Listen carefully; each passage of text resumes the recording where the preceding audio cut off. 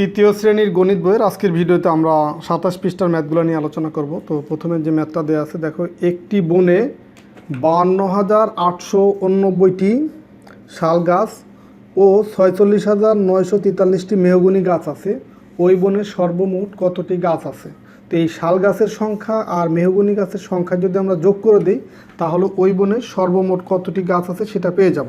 তো এটা আমরা এই গাণিতিক বাক্যের সাহায্যে খুব সহজে এই শাল গাছের সংখ্যা আর মেহগনি গাছের সংখ্যা যোগ করে এইভাবে করতে পারি। অথবা যদি আমরা লিখে করি যে শাল গাছ আছে এই ৫২,৮৮৯টি আর মেহগনি গাছ আছে এই এতটি, এই ৪৬,৯৪৩, দেন হচ্ছে আমরা যোগ করতে পারি। তো এটা এই গাণিতিক বাক্যের সাহায্যে পাশাপাশিও করা যায়, আবার এই উপরে নিচে এইভাবে লিখেও এই যোগটা করা যায়। তো এখানে কিন্তু যোগটা করেও দেওয়া আছে। যেমন দেখো, এই এই এই উপরে হচ্ছে শাল গাছের সংখ্যা আর নিচে হচ্ছে মেহগনি গাছের সংখ্যা। তো এখন এই যখন যোগটা করব, এখানে যে খালি ঘর আছে এখানে এই মানগুলো বসাইতে হবে। তো এখানে করে দেওয়া আছে। তো এটাই দেখো, এই ৯ আর ৩ কত সেটা হচ্ছে বের করতে হবে। তো ৯ আর ৩ দেখো, এই ৯ হচ্ছে বড় সংখ্যা, ৩ হচ্ছে ছোট সংখ্যা। তো ৯-এর সাথে আমরা ৩ যোগ করব, তাহলে ৯ হাতে রাখবো, ৯-এর পর থেকে আমরা ৩ ঘর যাব, মানে ৯, ১০, ১১, ১২। তো দেখো এই ১২ যদি হয়, এই ১২-র হচ্ছে ২ এখানে বসছে, আর হাতে আছে কত, এই ১ হচ্ছে হাতে আছে, সেই ১ যে এখানে লিখছে, তবে না লিখলেও হবে। তো সেই ১ আর হাতের ১ আর এই ৮ কত হয়, ৯, ৯ আর হচ্ছে ৪, ৯, ১০, ১১, ১২, ১৩, ১৩ আর ১৩ হয়। তাহলে দেখো এই ১৩ যদি হয় তাহলে এই ১৩-র ৩ যে এখানে বসাইছি, হাতে আছে কত, আবার ১, সেই ১ আবার এখানে চলে যাবে। তো ১ আর ৮ কত, ৯, ৯ আর ৯ কত হবে, ৯, ১০, ১১, ১২, ১৩, ১৪, ১৫, ১৬, ১৭, ১৮। দেখো ৯-এর সাথে ৯ যোগ করলে কত হয়, ১৮। তো ১৮-র ৮ বসবে, দেখো এই যে ১৮ যদি এখানে লিখি, ৮ বসবে, হাতে থাকবে আবার সেই ১, এই ১ আবার তার বাম পাশের লাইনে চলে যাবে। তো ১ আর ২ কত হবে, ৩, ৩ আর ৬ কত হয়, ৬, ৭, ৮, ৯, তার মানে ৬ আর ৩ কত হয়, ৯, ৯ এখানে বসাই দিলাম।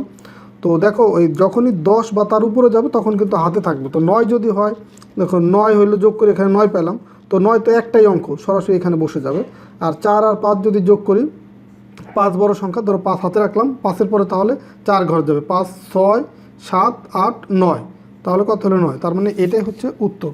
তার মানে এইটাই হচ্ছে টোটাল গাছের সংখ্যা বা সর্বমোট ওই বনে গাছের সংখ্যা, এটাই হচ্ছে উত্তর। তো এই ম্যাথটা যদি আমরা গাণিতিক বাক্যের সাহায্যে বা পাশাপাশি যোগের মাধ্যমে করতে পারি বা উপরে নিচে এভাবে করতে পারি, অথবা যদি লিখে করি তাহলে প্রথমে লিখব যে এই শাল গাছের সংখ্যা সমান, এটা লিখলাম, দেন হচ্ছে আবার মেহগনি গাছের সংখ্যা সমান দিয়ে এটা লিখলাম, দেন হচ্ছে এরকম একটা লম্বা টান দিয়ে নিচে যোগ করে সেভাবেও করতে পারি।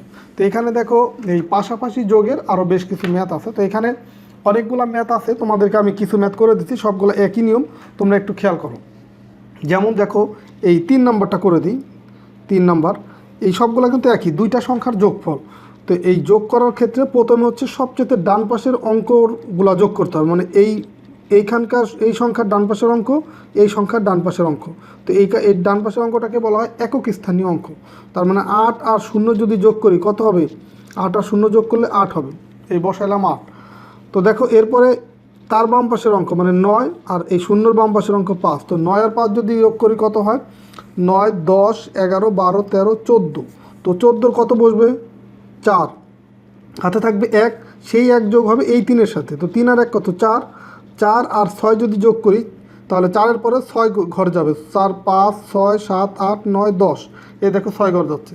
তো ১০-এর কত বসবে, এই ০ বসবে, ডান পাশের অঙ্কটা বসবে, হাতে থাকবে ১, সেই ১ যোগ হবে তার বাম পাশের অঙ্কের সাথে, ৬-এর সাথে, ৬-এর ১ কত, ৭, ৭ আর ৯ যদি আমরা যোগ করি, ৭-এর পরে যদি ৯ ঘর যায়, ধরো ৭, ৮, ৯, ১০, ১১, ১২, ১৩, ১৪, ১৫, ১৬। তো ১৬-র কত বসবে, ১৬-র ৬, হাতে থাকবে ১, সেই ১ এই তার বাম পাশের অঙ্কের সাথে যোগ হবে, ১ আর ১ ২, ২ আর ৩ কত, ২, ৩, ৪, ৫, তার মানে এখানে হবে ৫। তো এটাই হচ্ছে উত্তর। তো এই সবগুলা যোগ কিন্তু একই নিয়ম।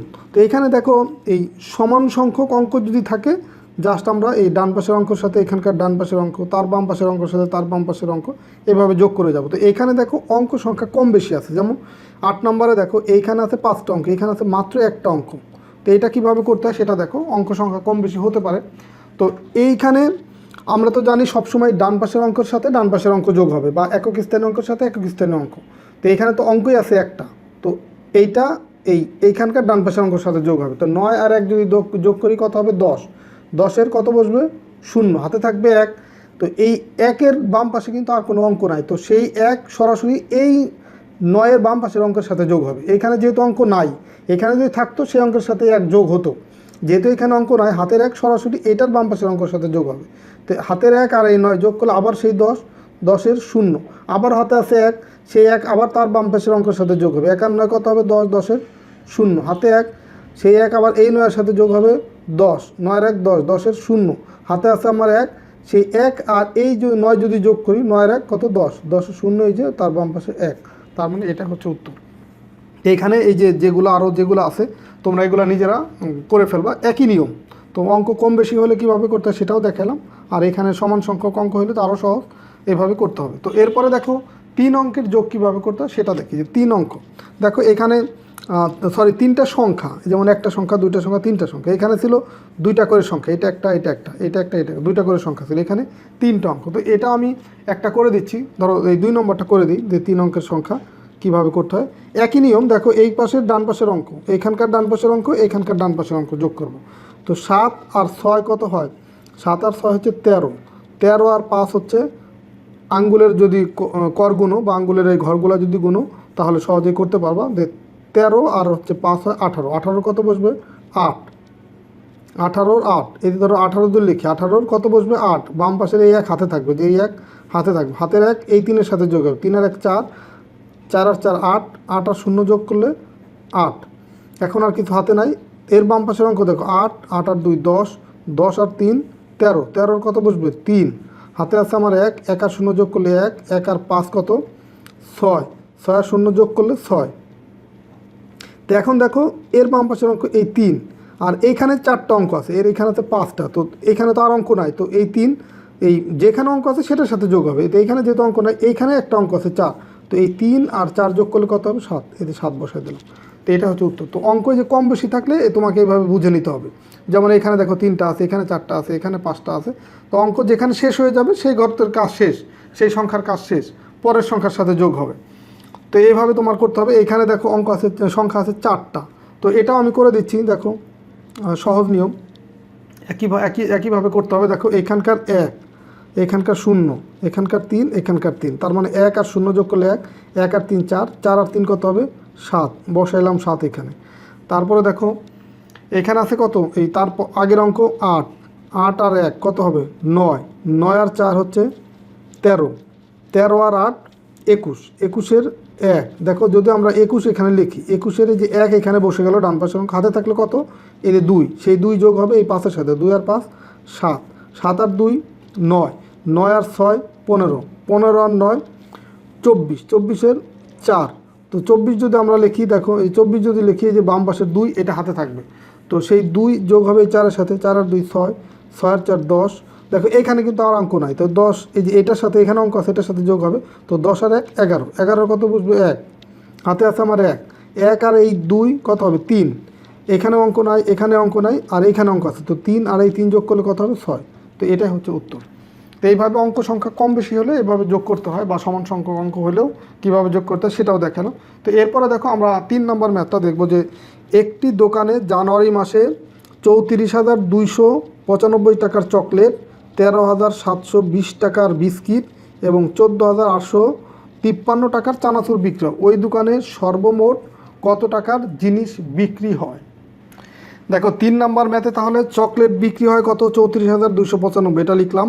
তারপরে বিস্কিট বিক্রি হয় সমান দিয়ে লিখলাম এই 13,720 টাকা, চানাচুর বিক্রি হয় 14,853 টাকা, এভাবে আমরা লিখলাম। তবে লেখার ক্ষেত্রে খেয়াল করতে হবে এই সমান সংখ্যক অঙ্ক যদি হয়, এখানেও 5টা আছে, এখানেও 5টা অঙ্ক আছে, এখানেও 5টা অঙ্ক আছে, তো প্রত্যেকটা অঙ্কের নিচে আমরা এইখানকার 5টা অঙ্কের নিচে নিচের 5টা অঙ্ক লিখবো, বা তার নিচের 5টা অঙ্ক লিখবো, এই প্রত্যেকটা অঙ্কের নিচে অঙ্ক লিখবো।